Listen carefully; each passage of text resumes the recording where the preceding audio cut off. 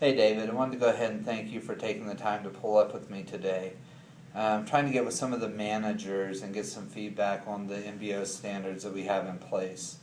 As you're aware, under Mr. Delgado's direction, we put some new standards in place a while back, and recently been getting a lot of feedback from management that maybe the goals were too aggressive or unattainable.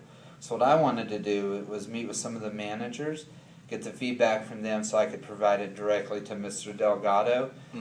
So if he's reconsidering it, has some information to provide him. Okay, well, I do agree with the concept of MBO. I get the idea. I just wish that before we set those goals, Mr. Delgado would have given the managers and employees a chance to give some feedback on whether or not the goals are actually attainable, or help give some ideas on how we could reach them. Like, for example, when we had the snowstorm, why not think in advance on whether or not we can give overtime? That's something you have to plan beforehand. And another great example of how you should plan, I went to the fair a couple days ago and I had a cricket pizza.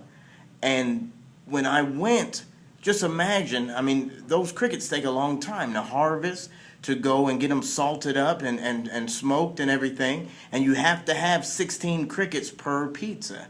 And so if I had gone and got a slice and they hadn't planned in advance, maybe I get a pizza with only 2 crickets on there. That's not savory and delicious.